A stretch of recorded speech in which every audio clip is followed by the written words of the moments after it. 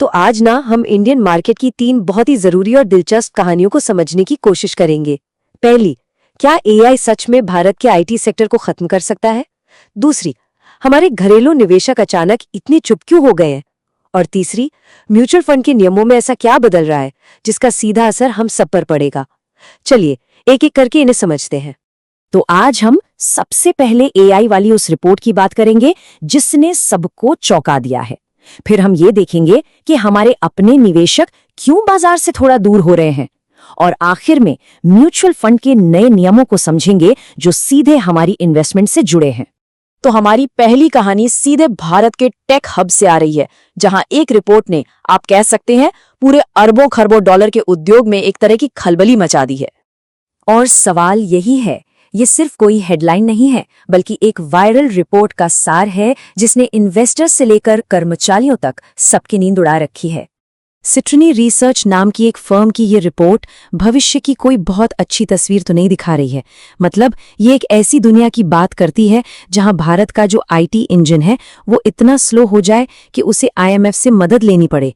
जरा सोचिए, ये कितनी गंभीर बात है। तो ये सिट्रनी रिपोर्ट आखिर है क्या? देखिए, ये समझना जरूरी है कि ये कोई भविष्यवाणी नहीं है, ये एक केस स्टडी है, एक व्हाट इफ सिनेरियो है। मतलब ये बस ये पता लगाने की कोशिश है कि अगर एआई इसी स्पीड से आगे बढ़ता रहा तो सबसे बुरा क्या हो सकता है। रिपोर्ट का मेन पॉइंट ये है कि जिस चीज ने भारत के आईटी सेक्टर को इतना बड़ा बनाया, अब वही खतरे में है। देखिए, सालों तक हमारा सबसे बड़ा फायदा था कॉस्ट आर्बिट्राज। मतलब हमारे इंजीनियर्स वेस्टर्न देशों के इंजीनियर्स से काफी सस्ते थे। लेकिन अब सोचिए, एआई वही काम लगभग जीरो कॉस्ट पर कर सकता है। यही असली चैलेंज है। ये रिपोर्ट एक ऐसे चक्र की बात करती है जिसका शायद कोई अंत ही ना हो। सोचिए, एआई बेहतर होता है तो कंपनियां इंसानों की जगह उसे यूज करती हैं। इससे नौकरियां जाती हैं।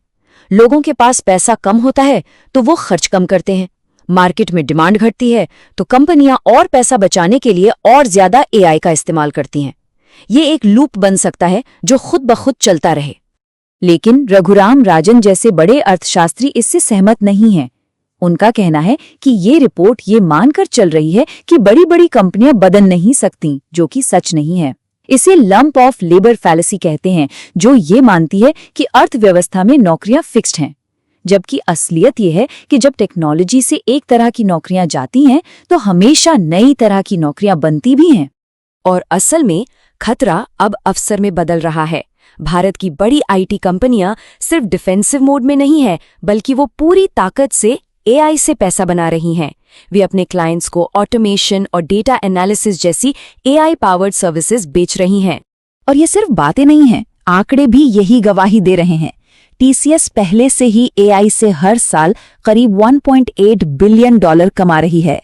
वहीं इन्फोसिस भी $280 मिलियन का आंकड़ा पार कर चुकी है।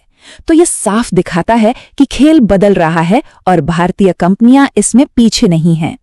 तो एक तरफ तो टेक सेक्टर में इतनी उथल-पुथल है, वहीं दूसरी तरफ हमारे निवेशक भी कुछ सोच में पड़े हैं।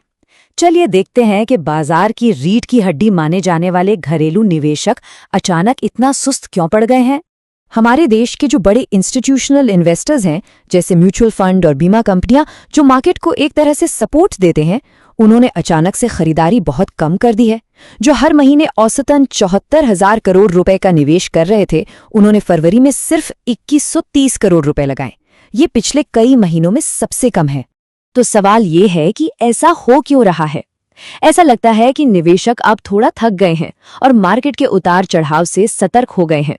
पिछले 1.25 साल में रिटर्न्स कुछ खास नहीं रहे हैं।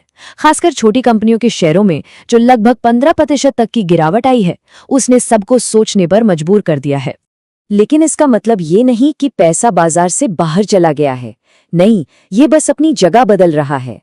लोग अब शेयरों से पैसा निकालकर सोने और चांदी जैसी चीजों में लगा रहे हैं, जिन्हें ज्यादा सुरक्षित माना जाता है। एक तरह से वो सही मौके का इंतजार कर रहे हैं। मगर यहाँ एक अच्छी खबर भी है।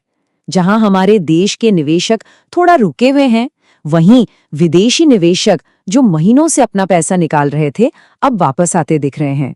ये मार्केट के लिए एक बहुत अच्छा बैलेंस बना सकता है।